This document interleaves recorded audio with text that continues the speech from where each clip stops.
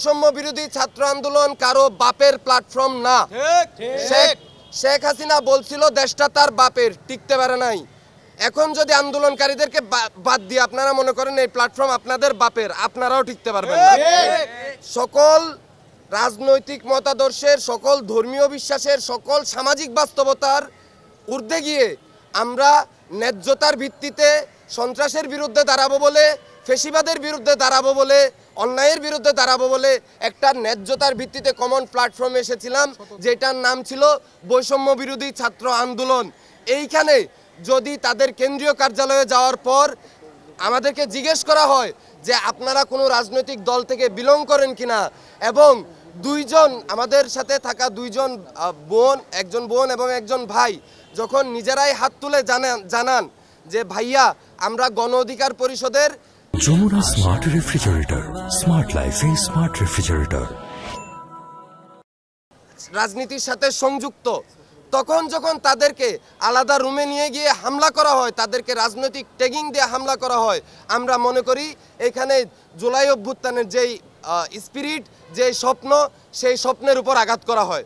কারণ জুলাই অভ্যুত্থানে যেমন যারা সমন্বয়ক তাদের ভূমিকা ছিল, তেমনি গণ অধিকার পরিষদেরও ভূমিকা ছিল, তেমনি বাম ছাত্র সংগঠনগুলোরও ভূমিকা ছিল, তেমনি বিএনপি জামাত সহ বাংলাদেশের যতগুলো ফ্যাসিবাদ বিরোধী রাজনৈতিক শক্তি আছে প্রত্যেকের এখানে ভূমিকা ছিল। কিন্তু আজকে যখন বৈষম্য বিরোধী ছাত্র আন্দোলনকে একটি সার্বজনীন প্ল্যাটফর্ম না রেখে একটি রাজনৈতিক উদ্দেশ্যে বলা যায়, একটি রাজনৈতিক উদ্দেশ্যে তাদের মতের সাথে অমিল হলেই আপনি বাম, আপনি শিবির, আপনি অমুক, আপনি তমুক বলে মাইনাস কালচারের যে রাজনীতিটা শুরু হয়েছে, এই মাইনাস কালচারের রাজনীতিটা ভয়াবহ, এটা আমাদেরকে বুঝতে হবে। 3 নাম্বার যে পয়েন্টটা, সেটা হলো সৌফলি, আমরা গতকালকে যেটা হলো উইটনেস করেছি, সেটা হলো আমাদের উপর যখন হামলা হয় তখন সেখানে উপস্থিত সাংবাদিক ভাইরা তথ্য সংগ্রহ করতে গেলে তাদেরকে তথ্য সংগ্রহে বাধা দেওয়া হয় এবং তাদেরকে আলাদা রুমে ডেকে নিয়ে অবরুদ্ধ করে তাদের কাছে যেই ফুটেজগুলো তারা সংগ্রহ করেছিল সেগুলো তাদের ডিভাইস থেকে মুছে দেওয়া হয়।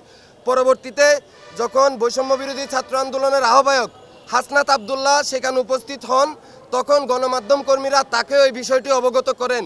কিন্তু গতকাল সন্ধ্যার পর প্রকাশিত প্রেস ব্রিফিং, তাদের প্রেস রিলিজ কিংবা এখনো পর্যন্ত কোনো বক্তব্যে সেই বিষয়ে তারা কোনো টু শব্দও করতে রাজি না।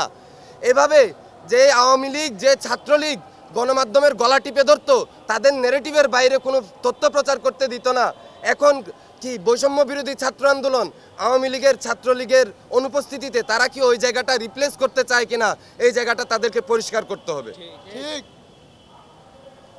আরেকটা পয়েন্ট, সেটা হলো গতকালকে আমাদের শিক্ষার্থীরা সেখানে, আমাদের শিক্ষার্থী ভাইরা সেখানে যায় গত পরশু রাতে ঘটে যাওয়া হামলার বিচারের দাবিতে। তারা সেখানে গিয়ে শান্তিপূর্ণভাবে বসে থাকেন।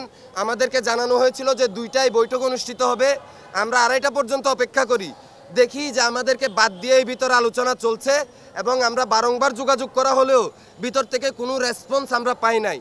এর প্রেক্ষিতে সেখানে উপস্থিত ছাত্র জনতা ক্ষিপ্ত হয় যে জুলাই আন্দোলনে যারা যাত্রাবাড়িতে সামনে থেকে নেতৃত্ব দিয়েছে তাদের উপর হামলার যদি আপনারা কোনো সুরাহা করতে না পারেন এবং সন্ত্রাসীদেরকে যদি আপনারা কেন্দ্রীয় কার্যালয়ে এনে শেল্টার দিয়ে রাখেন, তাহলে এই কেন্দ্রীয় কার্যালয় চালানোর আপনাদের দরকার নাই, সেটা বলে তারা বাইরে থেকে কেন্দ্রীয় কার্যালয়ের শাটার নামাই দিতে উদ্যত হন। এখন এখানে তর্ক হইতে পারে যে শাটার নামানো উচিত ছিল কি ছিল না, সেটা নিয়ে তর্ক হইতে পারে, কিন্তু এগুলো কোনো কিছুই কালকে যে বেধড়ক মারটা আমাদের শিক্ষার্থীদেরকে মারা হয়েছে, আমার পাশে মাসুদ ভাই আছেন যার মাথায় 22টা সেলাই কখন লাগে বুঝেন? যখন একটা মানুষটা মেরে ফেলার নিয়ত নিয়ে পিটায়। হাসিম মল্লিক ভাই আমার পাশে আছেন, হাসিম মল্লিক ভাইকে মেরে ফেলার নিয়তে পিটানো হয়েছে। একটা মানুষের মাথার অবস্থা দেখতেছেন। এরা ছাত্রলীগের প্রেতাত্মা এদের মধ্যে ভর করছে। এরা ক্ষমতার কাছাকাছি গিয়ে এরাও ছাত্রলীগের পদাঙ্কই অনুসরণ করতেছে। তারা চাইতেছে না তাদের কোনো ভিন্ন মত থাকুক।